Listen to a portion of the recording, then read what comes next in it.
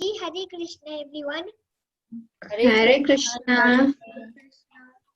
Okay, so we are doing Bhagawad Gita as it is, chapter 2. We are on text 53. I will ask 3 people to read the text 53, then I'll introduce our speaker, our mentor for today. Okay, Lata Mataji, can you read the text 53? Okay, Mataji. Okay, so you don't stop, you read all the whole text, okay? Okay.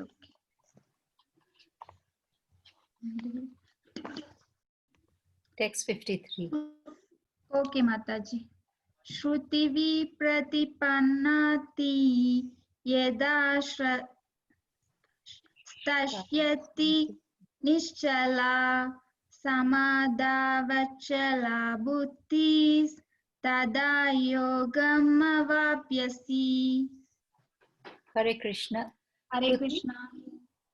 Kruti, can you do one line? You do one line and then we'll repeat after you. Okay. Shruti vipratipanate. Shruti viprapatikan Yadastasyati nischala. yada Stashyati nischala Samadhav achala buddhihi. samadhavachala buddhis Tada yogam avapsyasi.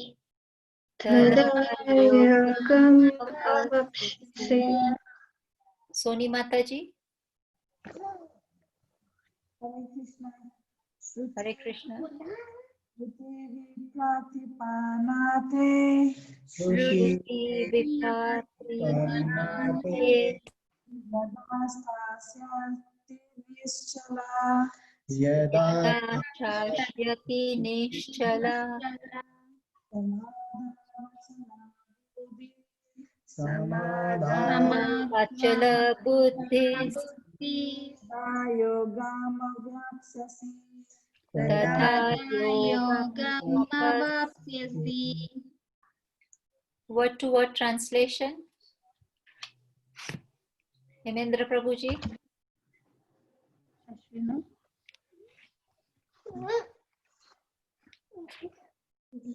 This. Okay. Shruti of Vedic revelations.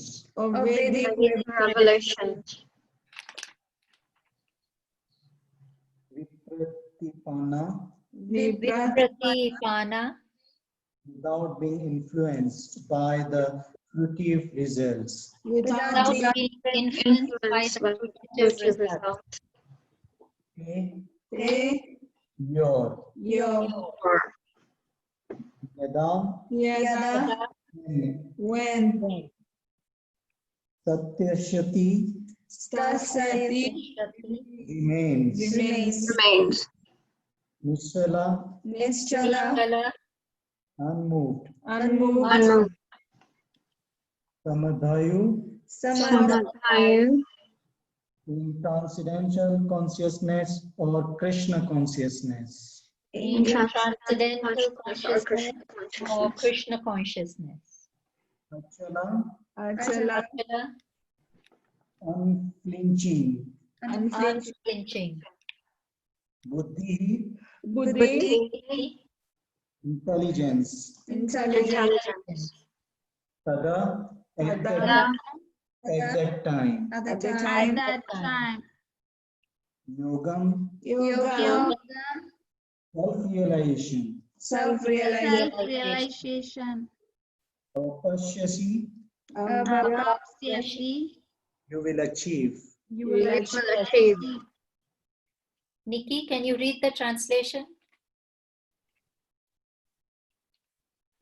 Yes. Hare Krishna. Hare Krishna.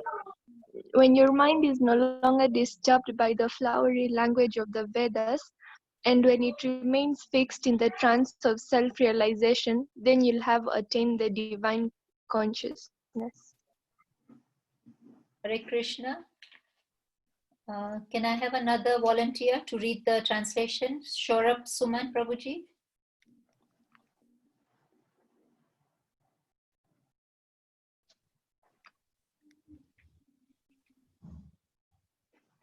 Hello. Yes, Hare Krishna. We can hear you.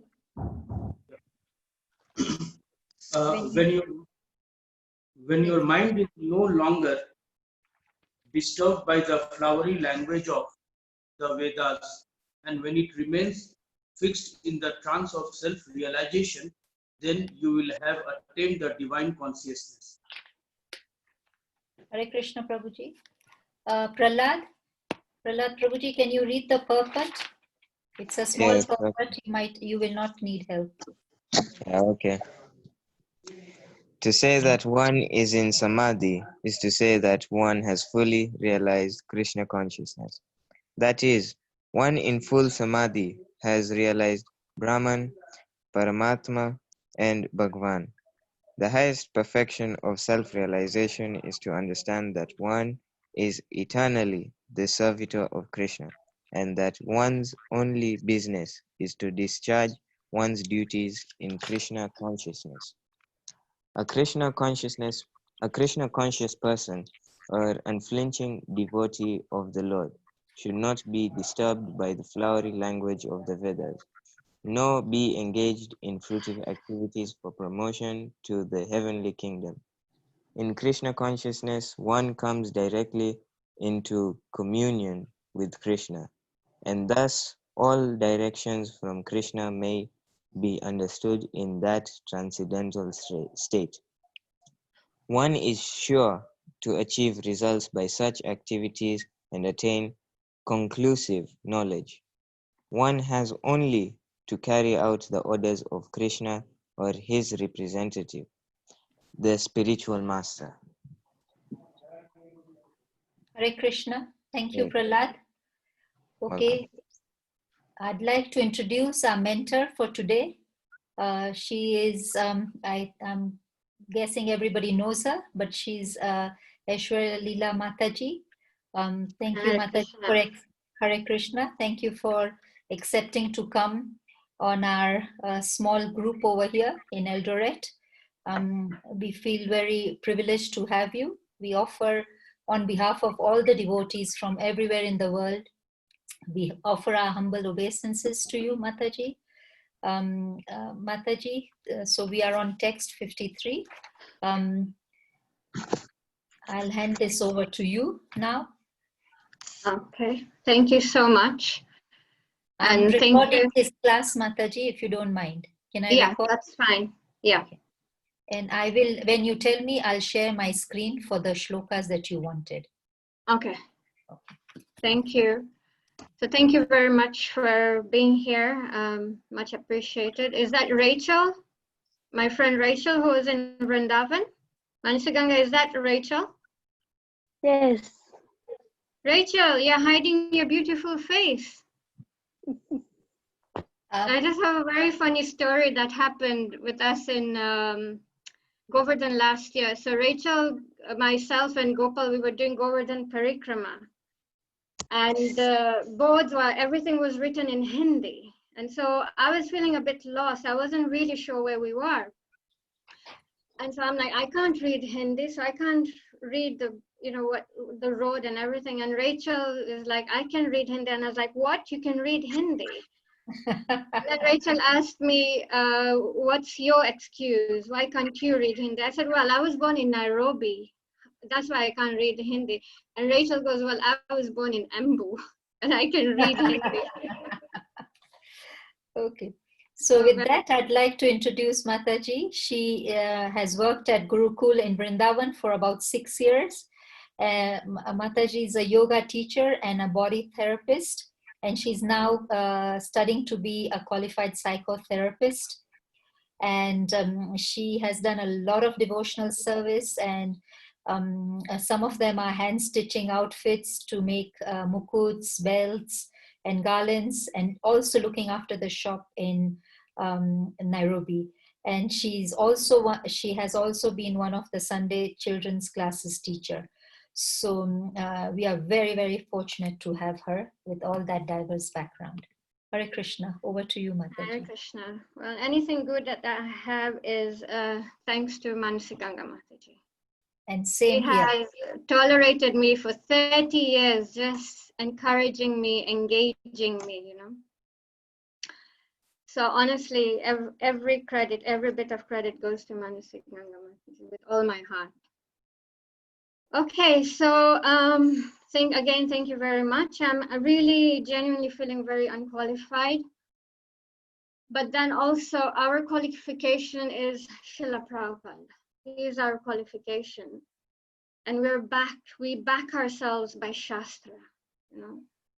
So when we have Srila Prabhupada and Shastra, literally, when we have Srila Prabhupada behind us, then we have to march forward with confidence and vigor. So on that basis, yes, thank you very much. So before I start, I'd just like to have a quick recap from yesterday so that we can flow nicely into today's verse. So very nice class Umapati Prabhu gave, and he described Vedic knowledge, well, the verse described Vedic knowledge as a dense forest. You know, where the dense forest is dark, confusing, you know, you get lost in a dense forest. And so that is what the Vedas is all about. Literally quite the opposite of what knowledge is supposed to be. Knowledge is supposed to be light and liberating. But because the Vedas are so vast and so many different things, so many different levels, so it's just very, very confusing and very interesting. We are deep down completely engrossed, completely controlled by the modes of material nature.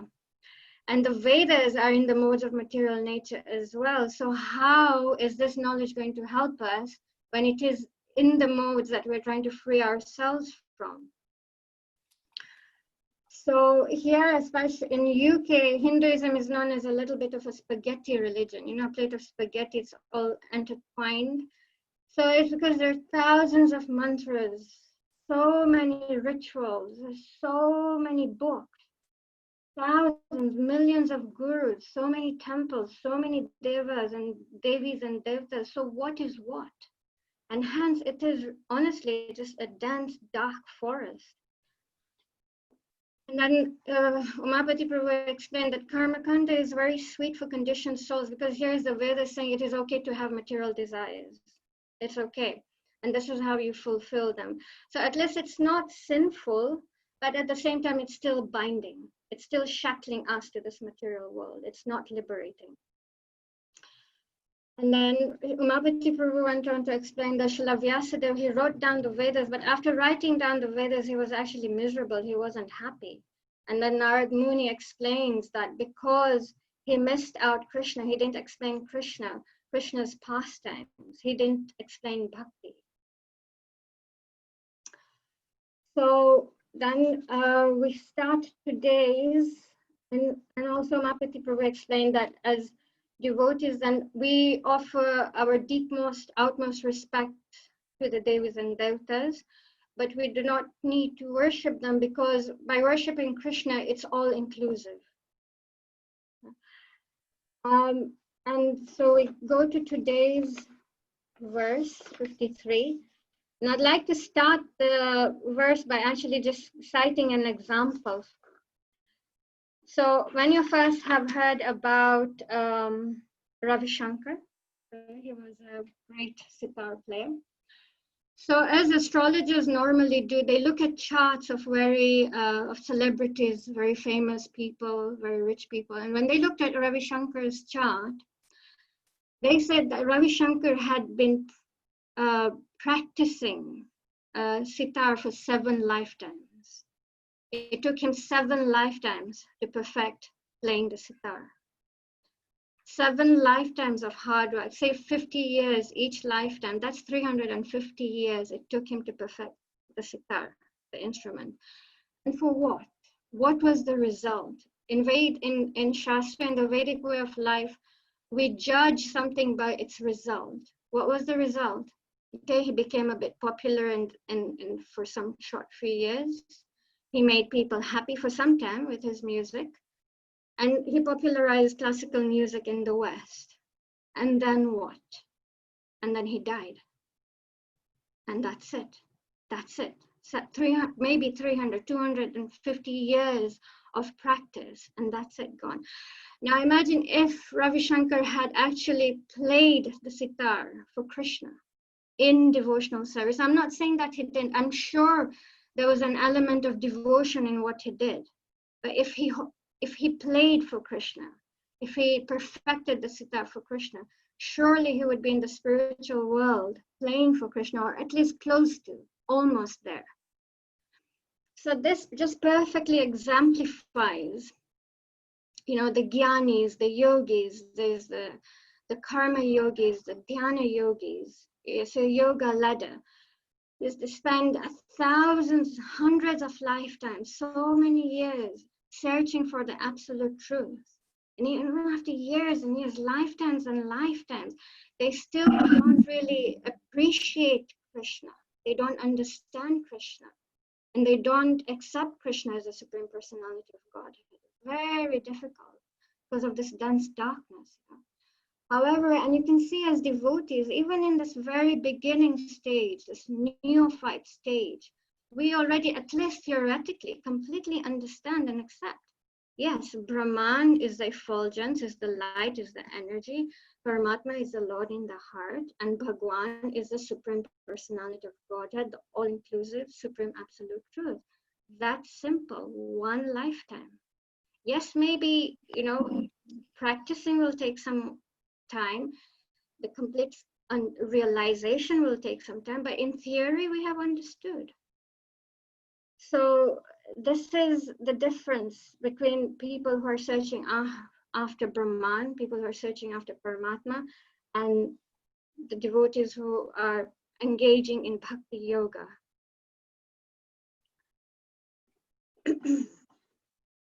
And the second point, and the most important point that I wanted to make is that, oh yeah, so on this point, Srila Prabhupada used to say that devotees know something about everything and everything about something.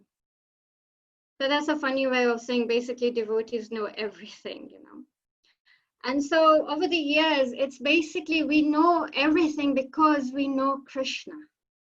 And because ultimately everything is Krishna and Krishna's energy, therefore, in principle, we know everything. And at least we know what is needed to know. Bhakti yoga is called the elevator yoga. You know, we don't have to go through the whole yoga ladder. Karma yoga, hatha yoga, karma yoga, jnana yoga, dhyana yoga, and no, straight away Srimad Bhagavatam, straight away the Acharyas take us straight to Bhakti yoga, which is the highest on the yoga ladder.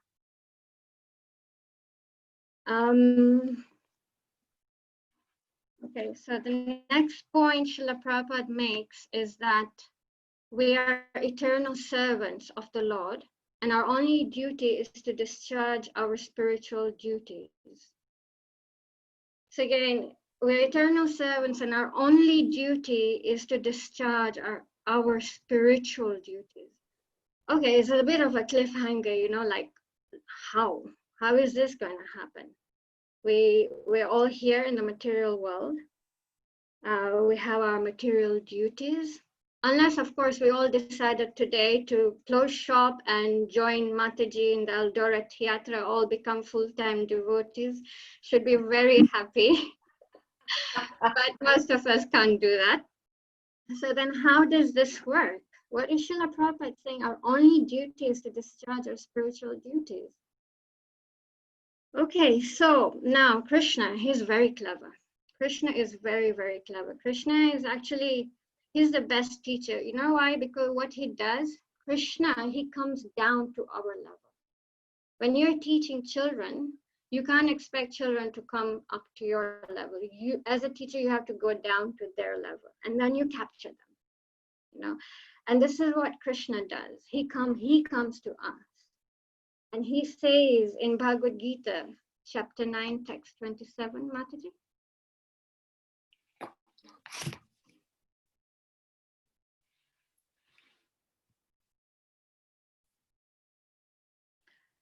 So in chapter 9, text 27, Yad Karosi Yad Ashnasi. Oh, so that's the wrong, it's the first one.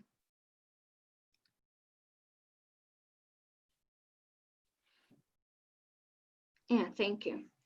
Yad Karosi Yad Ashnasi, Yad Juhosi Dadasi Yad.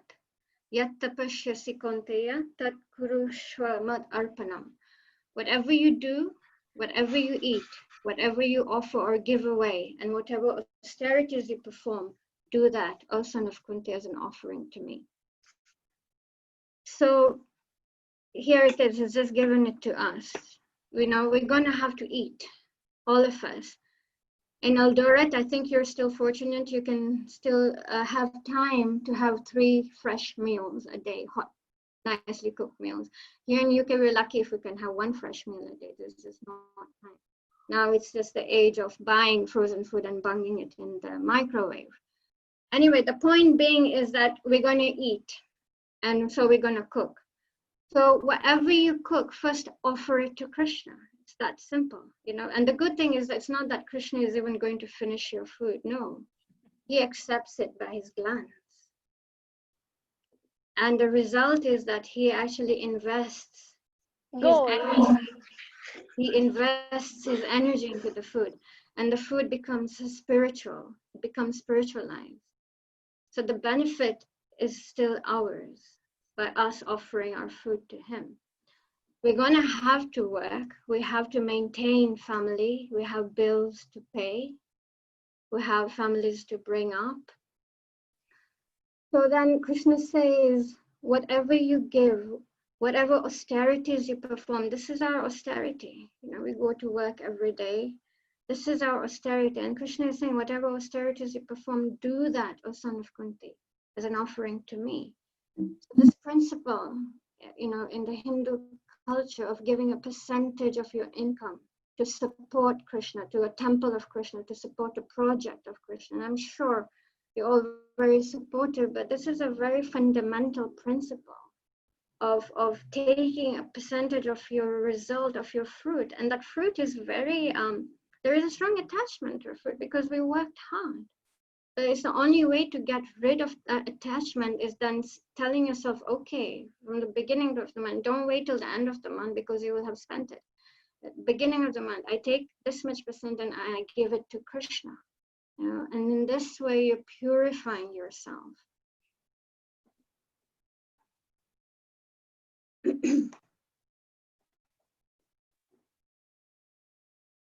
So this way, everything we do, every day, each day, whatever we do can just be offered to Krishna. Most of us are either married or are going to get married and have children. So, you know, make sure your dependents, your family, your children, bring them up to become devotees of Krishna, to become lovers of Krishna. Then again, it becomes a completely spiritual activity. It's not a material activity. And what is the fundamental principle? How to get, you know, how to do this? So it comes down to sadhana. Sadhana is a committed practice, something that you do every single day of your life. Every day, and preferably at a specific time every day, and preferably first thing in the morning. So committing yourself to a certain number of rounds of chanting. Doesn't have to be 16, doesn't have to be 8 if you're not initiated. It can be 1, start from 1, 2, 4, but commit. The steady factor is that I'm committing to this number and I'll do it every day. And reading Srila Prabhupada's books. Because reading and chanting, Shravanam and Kirtanam, go hand in hand. Shravanam is hearing, Kirtanam is chanting or glorifying. So if we only chant and don't hear, then what are we chanting? What are we glorifying? But if we hear, especially first thing in the morning, then that's what we're going to chant. And that's literally going to ruminate in our minds the whole day. We'll find ourselves thinking about it, mulling over it, thinking about this verse you read, thinking about the purport, how it applies, you know. And Krishna says, when you do this, then we're worshiping Krishna with our intelligence. So nice. So nice. Just by thinking about what you read is worshiping him with your intelligence. How simple Krishna is making it for us. And so nice. And now during the day, if you're doing something that you can multitask with, then, there's thousands of classes and kirtans, Facebook, YouTube, ISKCON Desire Trees, SoundCloud, we're everywhere. So many nice classes, nice kirtans, but also very important to also touch base with Srila Prabhupada's lectures, because at the end of the day, he is our founder Acharya, he is our Jagat Guru. And so, but there's so much you can hear. There's just so much out there, and it's so nice. It's so much better than watching Netflix. So much better than hearing so many other things that just completely bind you in this material life. A very good example here in the Shastra for this is called Yukta Vairagya, using everything in Krishna's service. You live your life, you do what you have to do materially, but you offer it to Krishna. And the best example of this given in the Shastras in the Bhagavatam is Ambarish Maharaj. So Ambarish Maharaj, he was a king. He had a kingdom to rule.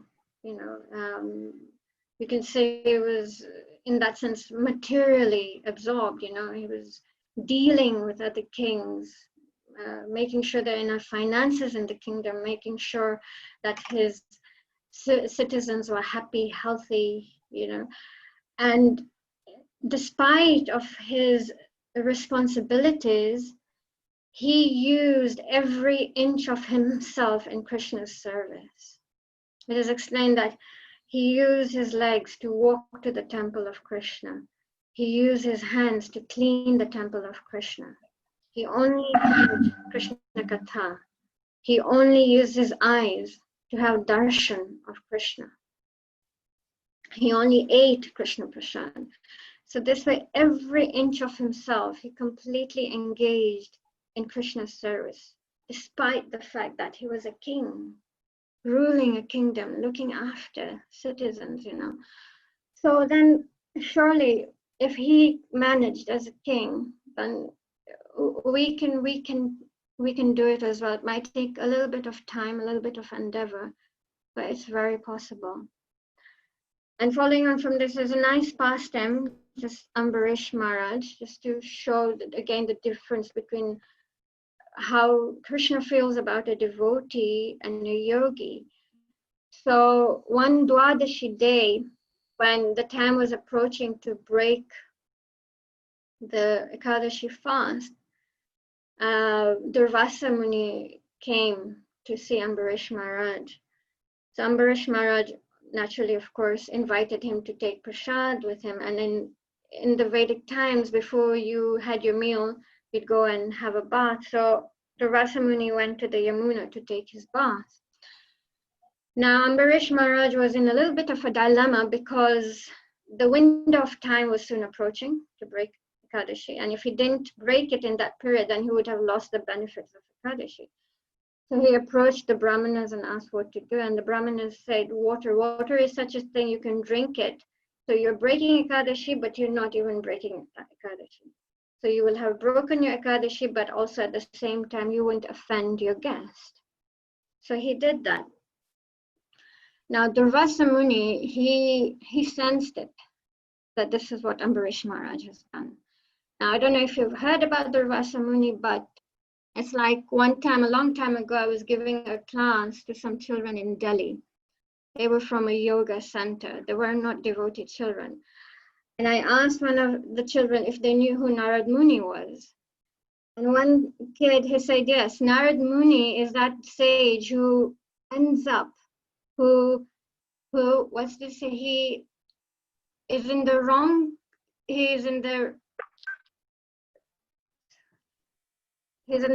place at the wrong time and says the wrong thing. That's Narad Muni. And I thought actually it's really true. That is Narad Muni. He really ends up in the wrong place at the wrong time and says the wrong thing. I was like, okay, I can't argue with that. And then I asked, so do you know who Durvasa Muni is? And he said, yes, Durvasa Muni is the sage who gets angry unnecessarily. And I was like, yeah, I'm not going to argue with that either. So that's Durvasa Muni. He's known to get angry unnecessarily. So he got really, really angry knowing that he felt offended. So by his mystic powers, he pulled out one of his hairs and he manifested a huge demon who was about to kill Ambarish Maharaj. As soon as Lord Vishnu heard that, Lord Vishnu sent his Sudarshan Chakra, and the Sudarshan Chakra killed the demon and went after Durvasa Muni. And literally, Durvasa Muni had to run planets. You know, there was nobody to save him, and so he ran to Lord Brahma, and he was like, you know, fell down at his feet, and it's like, this hot Sudarshan Chakra is behind me, please save me. And Lord Brahma said, I have no power here. This is Lord Vishnu's Sudarshan Chakra. I'm so sorry. And then he had to run higher up to Lord Shiva. And Lord Shiva said the same thing. I have no jurisdiction here. This is Lord Vishnu's Sudarshan Chakra. And then the Rasa Muni had to run to Vishnu Loka.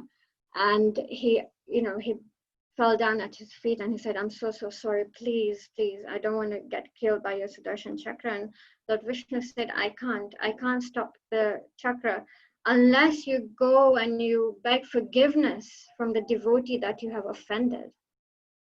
So the Rasa Muni came down back to the planet and begged for forgiveness. And of course, Ambarish Maharaj forgave him. And that was 1 year had passed. And Ambarish Maharaj had still not eaten anything. He was waiting for the Rasa Muni to come.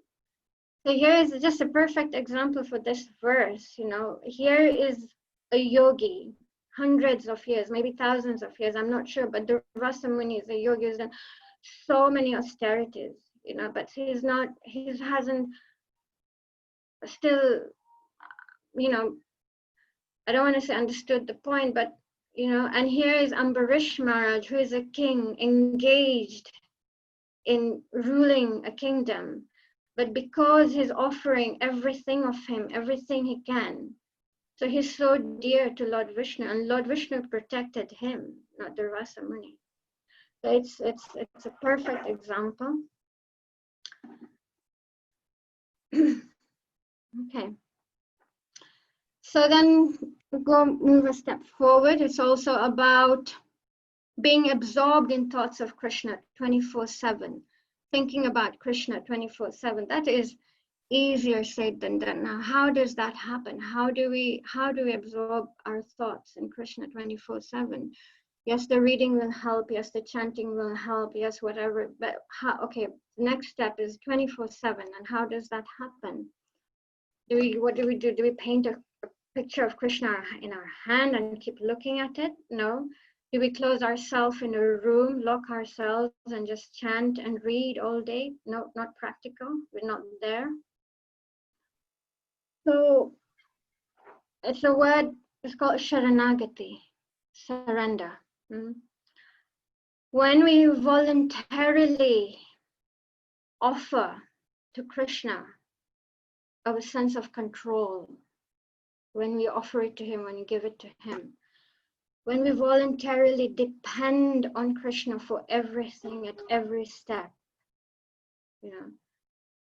just that dependency. Krishna, please give me the intelligence to do this. Krishna, please give me the ability to do this. Krishna, give me the motivation to do this. Krishna, give me the inspiration to do this. We may be capable. We may have the qualification. We know exactly what we're doing. We may have the know-how. We may have the skills.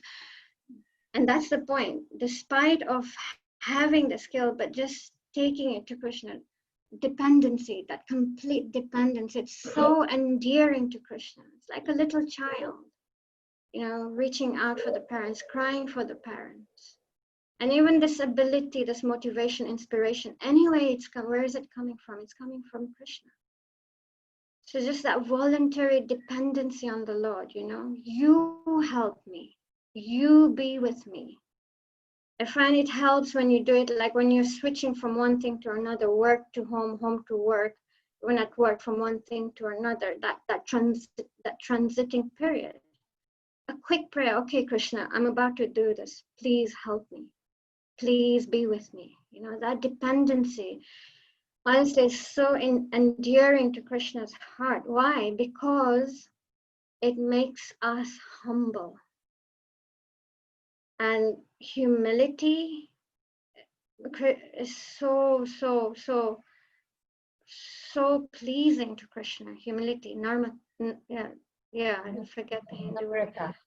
Namrata, yes, very pleasing to Krishna. So this dependency, there's a prayer in Christianity, I think. Pray as though everything depends on God, and then work as though everything depends on you. So that by that constant dependency, then our thoughts will start getting absorbed in Him. We will find ourselves thinking of Him. So the process, everything here, it's just so sweet, you know. Actually, it's so sweet because we're not taking anything away. We're just adding Krishna to our lives.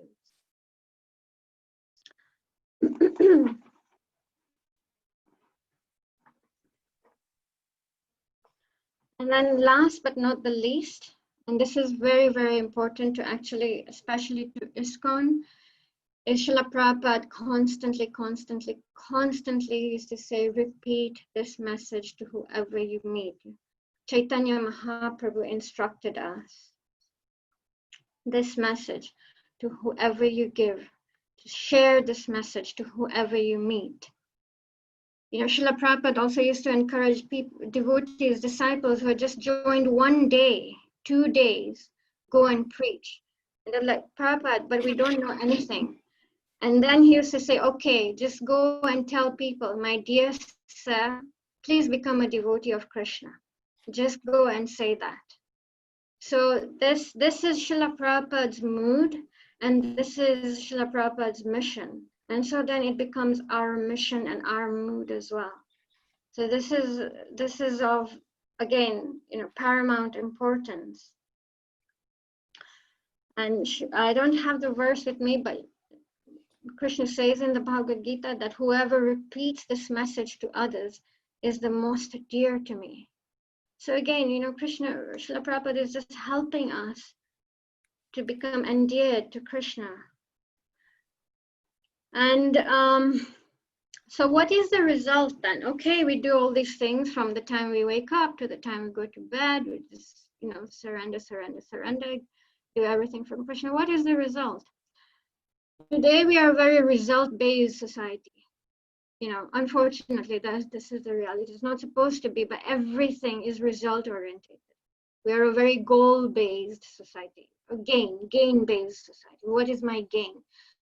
If there's no gain, we wouldn't do it. And before we do anything, we always say, what am I gaining by doing this? So what is the result? What is the gain of doing this? And Krishna says in the Bhagavad Gita, chapter 18, text 66, Mataji.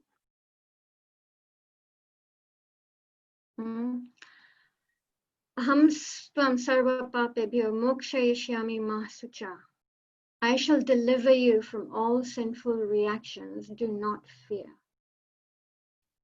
I will deliver you from all sinful reactions. He uses the word all, and that means our karmic baggage from millions and millions of lifetimes.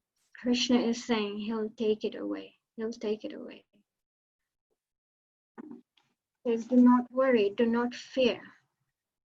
You know, some of you may be business people here, and even if not, somehow, you know, business runs in Gujarati blood. We all know the concept of business. What is the investment and what is the return? You know, what is the, look at it from that perspective. What is the investment here? Really nothing. We're doing what we're doing. We're just adding Krishna. That's all we're doing, you know. And what are our returns? returns, Krishna is saying, do not fear. I'll take all your sinful reactions away. You know, he's awarding us fearlessness. It's also a very fear-based society. We're always in anxiety and fear of finances. We worry, we fear for our family, diseases. Now this COVID-19, literally, it's brought the whole world down to its knees. You know, it's paralyzed the world. It's paralyzed the economy. It's so fearful. Everybody's so full of anxiety. And Krishna is saying he'll take that anxiety away. And we can see during this COVID period, you know, whilst people out there is so anxious, devotees are just taking this time to really go deeper in their sadhana, in their reading, in their chanting. So already, even at this stage, Krishna is taking that fear factor away for us. You know, and he's awarding us an eternal life with him. He's giving himself to us. He gives himself to us just by doing this, just by doing whatever we're doing anyway. Just do it for him, thinking of him. And he gives himself to us. And he awards us an eternal life with him. And Prabhupada says in the purport where we're in direct communion with him. You know, in the spiritual world, we're with him.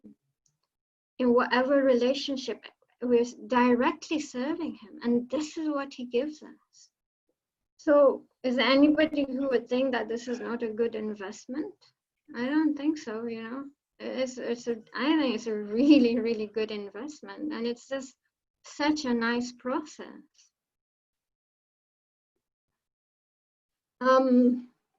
Yeah, and I'd like to just end with some recent statistics. So I was just doing some research for a paper that I'm writing, and it says that during this pandemic period, alcohol consumption has increased by, does anybody want to guess by what percentage the alcohol consumption has increased? Take a wild guess, anyone? Alcohol consumption worldwide has increased by 300%. Wow. 300%, that's 300%, that's crazy, that's crazy. Because people are so anxious. There are people out there are so miserable that they just have to escape their reality by taking shelter of alcohol. That's how miserable and anxious filled people are outside. And you know, as devotees, we already, even at this neophyte stage, we're already protected from all this. And it's so nice. It's so, so, so beautiful. So much suffering has been taken away, even already at this stage, and we can see that. Straight away, you can look at devotees' faces and they're just effulgent, isn't it? It's like so nice. So this is Srila Prabhupada's unfathomable mercy, mercy of Chaitanya Mahaprabhu, you know, that we have access to this knowledge, Bhagavad Gita, Srimad Bhagavatam. And so, yeah, it's like I said, it's a very good investment. Don't lose this chance. And I'd just like to end by saying that Mataji keeps saying that everybody in Eldoret is very, very wonderful, very open to Krishna consciousness. So I feel you're very fortunate. And Eldoret being a small town, you know, it's still kind of like, if I can compare it to Kisumu, and I remember Kisumu being actually very much in the mode of goodness. And I'm just assuming the same is for Eldoret, very much in the mode of goodness. Srila Prabhupada always used to say simple thinking, simple living and high thinking. And so somehow this is Eldoret, simple life, and you have opportunity. Life is a bit slow paced for most people. So there's a good opportunity. It's already, the mode of goodness is already there, you know, so you're already on some kind of a higher platform as compared to here in the West, where it's so much passion and ignorance. So you're already at an advantage, and now there's a very nice preaching center there, you know. So take advantage, support Mataji, take part, and just make your life successful with the chanting, the reading, take shelter of the books, and yeah, help Mataji, and your life will be successful. So I think I will end here. I will. Mataji, the last. Oh yeah, so sorry, I missed. So this was another Yash. This is Chaitanya Mahaprabhu's instruction was that whoever was born in Bharat Bhumite Hoila, you know, this is our responsibility, our duty is to preach this message to others. So we may have not taken birth in India, but we are very much connected. We are in Indian bodies in this lifetime. And then, so this kind of like this responsibility is reflected onto us, that this is our responsibility, whoever has taken birth. This is our prime duty, prime responsibility is to understand this knowledge, become absorbed in it, and then share this knowledge. So I'll end here. If there are any questions, comments. Hare Krishna, Madan Gopal Prabhu. Hare Krishna, Prabhuji. Yeah. He doesn't remember me. Thank you for joining in. Hare Krishna. Conversation last week. Yes, we did. So when you asked about the 300%, I got the right answer. I wrote it in the chat box. Yes. Yes, you did. You did. We've already been talking about the 300%. Yes. I mean, I think I've been talking to it about to everybody I meet right now. That's what I've been talking about. You know, 300%. But it's huge. It's huge. And in Kenya, we've had a lot of teenage pregnancies during this. Oh God. It's Oh, even Krishna.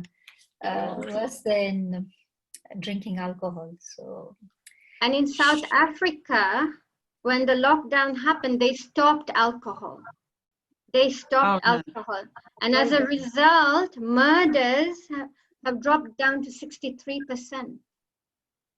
63%. Now, it's not only because they're not selling alcohol. Of course, it's a lockdown.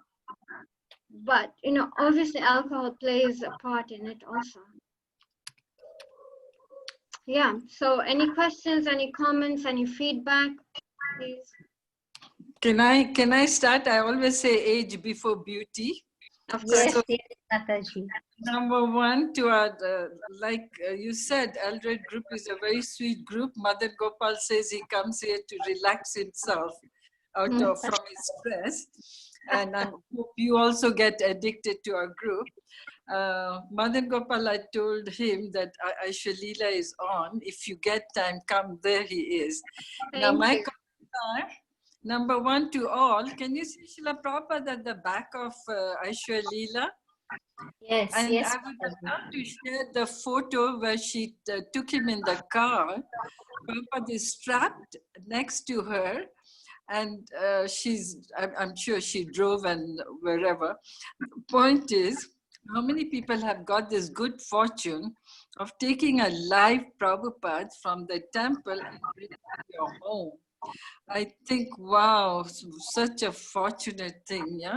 She's taking care of Srila Prabhupada at her house because of the lockdown, you know, Lester runs with congregation, but so fortunate. Number two, Madan Gopal and Ashwairya, they share the number of years that they have been in ISKCON. Madan Gopal, you came in 1991, right? Correct. Yeah. And so did Ashwairya. Yeah. Do you remember each other from Nairobi? I remember him. He doesn't remember me. He remembers me, but my memory is very weak. It's a Manda Sumanda Matayo. It's a Kali Yuga is more powerful on me. No, but you were not coming at the same time also. I do know. No, but your time was... She came to cooking classes that are being taught. I went to his mother's cooking classes. Yeah, that's I got to know today from Madan Gopal. I didn't know she used to do cooking classes. No, by the way, I encouraged her to do it for us, me and my friends. She never used to, but she did it for us. Oh, serious. Just see, on the Zoom program, we get to know about people's background, which we don't know otherwise. Anyway, can I introduce Ashwairya properly? She's a very good cook, extremely, and very good one to baking also. Whatever Mataji says, you have to take it with a pinch of salt. Oh, she learned from the best teachers. So. Well done, yes. No, but seriously, And I still miss her for one reason. Yet to find someone I would allocate something to her, I didn't have to supervise. She has done it to the point that I wanted. You know, where she never needed supervision. And feedback is, I'm so impressed because it's the first time I've heard her. And of course, somebody older sitting, you feel very nervous. I know the feeling very well. And I'm so happy and proud that she plucked the courage to be and not tell me, you don't be there. I tell some people, you don't be there, I won't give the class otherwise. So I'm really glad, you know, that she really spoke well. Everything was so convincing. Now I let others ask questions. Thank you, Mataji. Thank you very much. It's all your mercy. It's all your mercy. Hare Krishna. Even Mataji's spiritual presence here in Eldoret has made this Zoom group. So I can imagine how you all under her, and now we can see the products. We missed that. So anyway, so thank you for this fantastic class. We have a question from Saurabh Suman. Prabhuji, please Hare ask Krishna, the question. Hare Krishna, Mataji. Hare Krishna. Mataji, I really liked the way you have taught us today. And you discussed about the material world, and you also discussed about the dependency on Krishna in the material world. Okay? I can't remember, but 2 days, 3 days back, we had a class where we discussed about the selfless motivation in Krishna consciousness. So can you please throw a little bit light where it is clear, like we should be dependent on Krishna in the material world, or we should have a selfless motivation and just be in Krishna consciousness? Oh yeah, I know what he's saying. Selfless motivation, do you mean like not have any material duties? No, actually, I am more interested in understanding the practical aspect or of the Krishna consciousness. So, few days back we discussed about selfless motivation in Krishna consciousness. And today, yeah, Manasika, maybe do you want to explain? You know, I think Saurabh, correct me if I'm wrong. I think he's asking this on the basis of someone trying to ask that, are we chanting Hare Krishna to go back to the spiritual world? Is that not motivated? Saurabh, is that right? Yes, Mataji. Yes. So, you know, I can't remember who was asking this question, that are we not chanting Hare Krishna also with the motivation that I want to make it back to Godhead? And I think probably, seriously, my sieving brain, I think we didn't come to a correct conclusion. Was it Tumakati? Yeah. So do you want to throw light? And we have another Pandit here, Madan Gopal, to throw more light on it. Yeah, it is a motivation. The soul cannot be desireless. The soul has desires. The nature of the soul is to desire. So we can never be desireless. But and Srila Prabhupada said even to become desireless is a desire in itself. Right? But what we have to do is we have to flip. We have to transfer the desires from material to spiritual. Okay.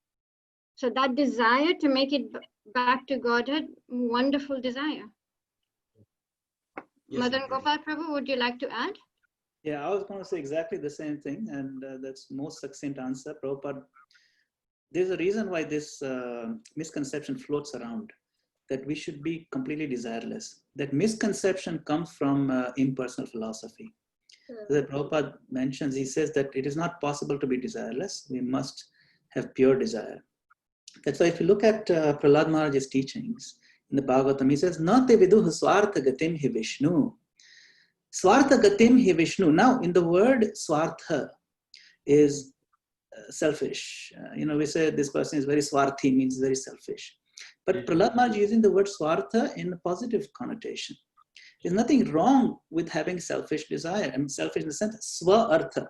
Swartha comes from the Sanskrit word swa and artha. Artha means profit, profitable for myself. The problem is, people do not know what is profitable to himself. They do not know that the profit to himself comes only from Vishnu, from Krishna. Na te viduh, they do not know. Swartha gatem hi Vishnu. So there's nothing wrong being swarthi, but you have to know what is artha for you. Problem is, we think our anartha is our artha. You see, we think that increasing our material contact and contact with matter is something that is profitable, that is artha, but it is actually one of the anarthas, the opposite. So we should follow Prahlad Maharaj's teaching that you purify the desire, nate vidu swartha gatim hi Vishnu. They don't know. So we should flip it like Ashwairya Mataji is saying, and recognize that we need to be purely selfish. Nothing wrong being selfish. Yeah. Okay. Yes, Being Prabhuji. purely selfish, yeah. Well put. Thank you, Prabhuji, for that explanation. Are there any questions? I have some comments which I can read later on when we are finishing. Let's go on to questions. Anybody with a question? Kruti?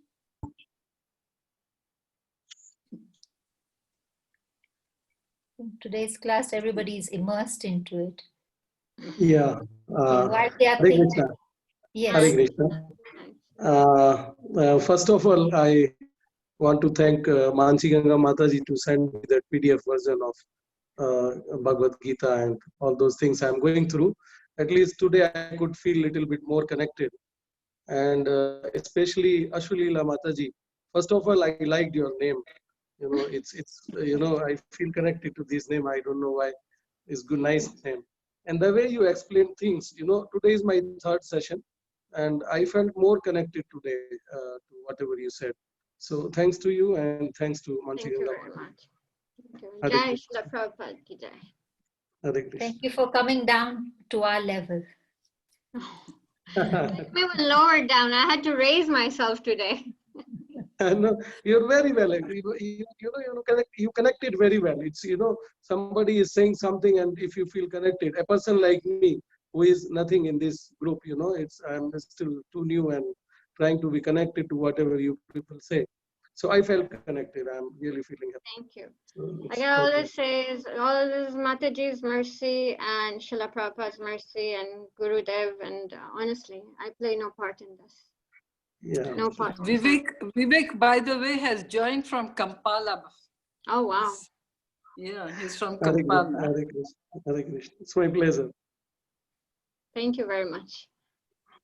Okay, I'd like to read some comments till people are thinking. Hare Krishna, we really loved your lecture. Please be joining more often. Haribol. Haribol. Yeah. Thank you so much. There Who's was some this? This is Khushbu. from Thank you, Khushbu. Khushbu. Great. Thank you very much. And then we have another comment from Colin Skiprotich, Diva. Yeah. Hare Krishna, feedback comments. It has been a great, nice teaching. The message needs to reach each and every soul worldwide. We have a big problem with our political leaders in Africa, and ISKCON, Krishna willing, will be the solution. Great. Okay. Problems are in Haribol. Haribol. Can I introduce Kiprotich to everyone? Yes, He's please. not come on video. He has not even come to a center. He has not met anyone. He got a book, Chant and Be Happy, in Nairobi. And after reading, when I talked to him, he could chant the mantra like he has chanted all his life. Wow. And Rukma, he called Rukma, got his from Facebook, and Rukma directed him to Eldoret. And of course, everyone knows my passion for black body devotees. So we talked, and I thought, wow, where are these people coming from? It's a continuation, and he was going to come about 2 weeks back, but then he got onto an online course. So today he wrote to me, he says, I'm just waiting to finish and come to the center. No, he's no touch. The day I told him about coming on the Zoom, he was there, and he asked Prashant a very intelligent question. And look at his observation today. He's hearing you for the first time, and look at the way he has observed. I think I wrote to Prashanta that you can see how Krishna consciousness is a continuation. You know, like you said about Ravi Shankar's 7 life to make it, all these people I meet, everyone's from Shashwin to Kirtika to name it, it's not the first lifetime of being in Krishna consciousness. You can tell, you can see it, you know. And Kiprotich has really proved to me that how it's a continuation. Thank you very much, Kiprotich. Thank you for the comment. That's really nice. Thank you very much. Any more questions or comments? I know we have exceeded by a minute in our time, but if there are any more questions or comments. I wanted to kind of discuss the point that Mataji brought up about being 24 hours Krishna conscious. And I felt it's very important and powerful. But then sometimes what happens is that it almost sounds like it's poetic. It sounds impractical, and it sounds so far beyond our practical reach. How is it possible? Half an hour even I can't do. What to speak of 24 hours? You know, maximum 20 minutes, maybe 24 minutes. But what is this 24 hours, 7 days a week? How is that even possible? You know. But one day I actually saw it. So my son was only maybe 2 years old, maybe 1 year old. And, you know, we had this big bed. He would just sleep with us. And I saw his mother, Mansi Ganga, and she was, my wife's name is also Mansi Ganga. And she was sleeping, deep sleep, almost like gently snoring. But in the middle of the night, she would say, Madhav, Madhav, and put her hand there to make sure he's there. In her sleep, she was saying his name and making sure he's there. And then within half a second, she's snoring again. She's not aware she's doing this. So I wondered, this is what it means to be 24 hours conscious. The affection and love is so deep that it's possible even for us humans to experience a 24-hour connection. See? Wow. Because when I saw that, then I realized Prabhupada was not joking. He's not being just extrapolating or being poetic when he said 24 hours Krishna conscious. If we can be so conscious of our children, which is a very natural, affectionate thing, we can also develop our natural affection to the extent that in the middle of the sleep, we'll be chanting Hare Krishna, Krishna, Krishna. And we won't realize we did it, but because the love has developed to that point that we can't, you know, every spare moment we want to remember and feel the joy of Krishna in our heart. So then that becomes like a reflex action. It becomes like you don't have control over that reaction because the affection is so deep. So the invitation that Prabhupada is giving us is to intensify our affection of Krishna to the extent that it naturally becomes 24 hours. Not that we have to force 24 hours. Forcing 24 hours is very difficult and can have even you know, reversing effect. So we should, the intensity of affection and love and sweetness should increase to the point where the manifestation is a 24-hour consciousness. So I just wanted to add a little bit. Yeah, very nice. Very nice. So Prabhuji, how will you, so when you become in that state and if you're still working in the material world, how is it possible? For example, if I'm going and giving a lecture, at the back of my mind, I'm always chanting Hare Krishna, but at the same time, I'm speaking immunology. Is that the state? Yeah, so that's a good question. And I asked that question to many senior devotees, and one devotee is younger than me, but he gave a very deep answer. And he said that when you're working, you're not 24 hours or you're not full-time working.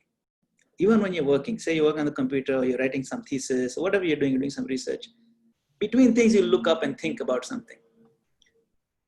When that between things, that space is there, what you think about is who you are. See? So what I think, why does my mind get attracted? Suppose that I've planned to go to a picnic next weekend and I'm very excited about it. During my work, I'll be thinking about the picnic. I'm excited. My excitement, my smile is because of the picnic, but I'm working on the computer for my job. So now my emotion, my underlying current of emotion or mood is driven not by that work, but by that picnic. You see, Why am I feeling so jumpy like this? Hey, if someone asks, hey, why are you so happy today? Because I'm going picnic.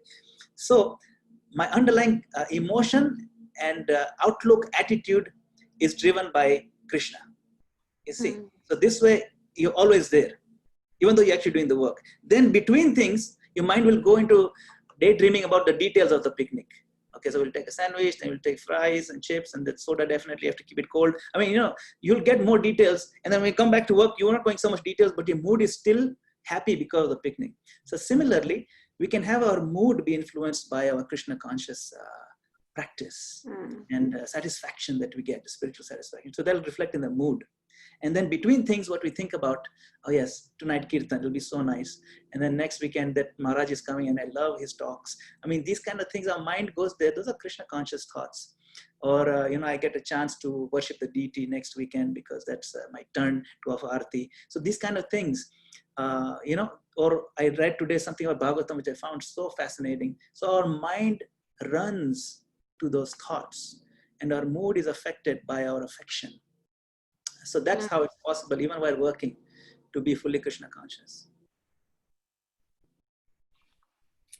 Thank you, Prabhuji. But Prabhuji.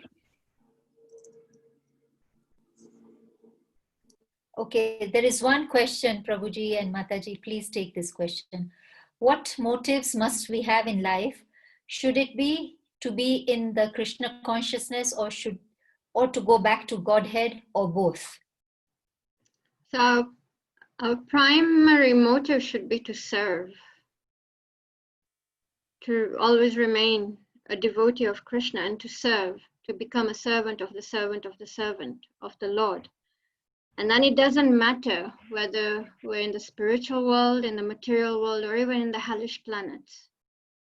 Where we are is supposed to be immaterial, but what we are and what we are doing is the more important thing. And always to remain at the lotus feet of Krishna and Guru and Gauranga and to serve them eternally. Where doesn't matter so much.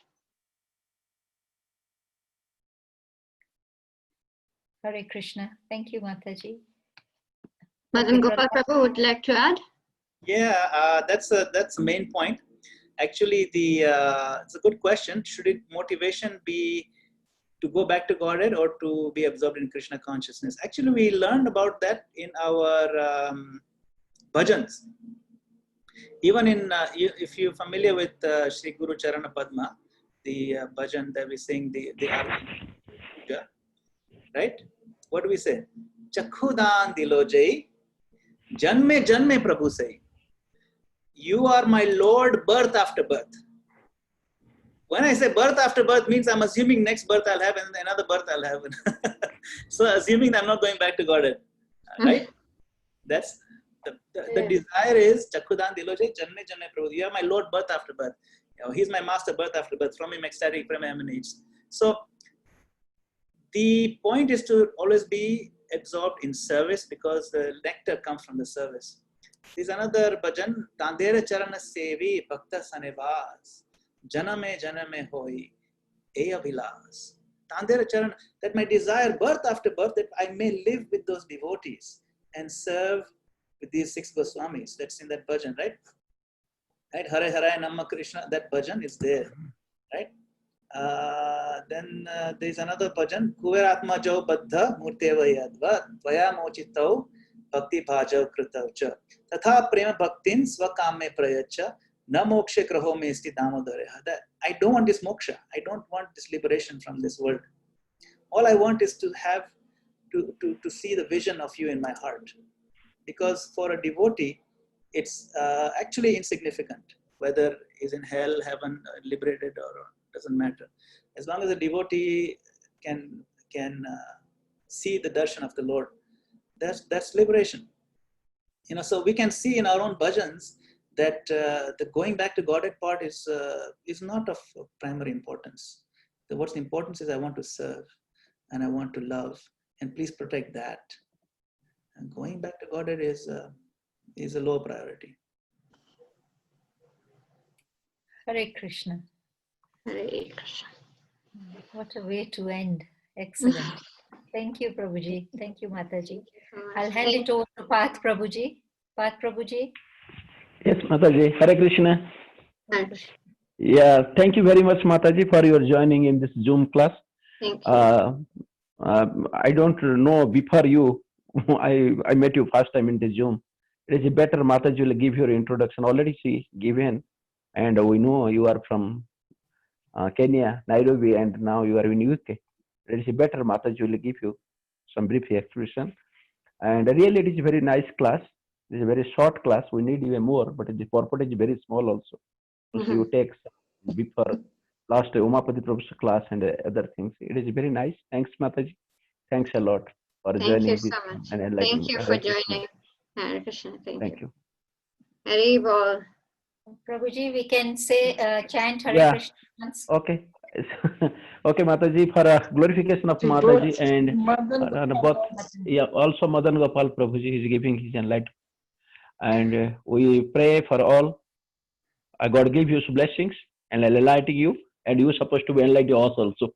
That is our prayer. And for glorification of Mataji, please join with us to chanting the Hare Krishna mantra once.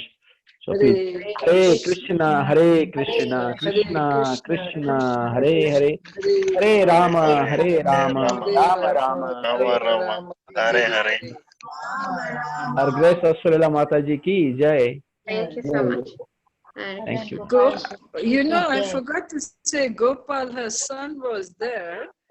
I think he just left a few minutes back. Or is it like me? I could not hear Madan Gopal's reply. The Wi-Fi troubled. And then I got on again.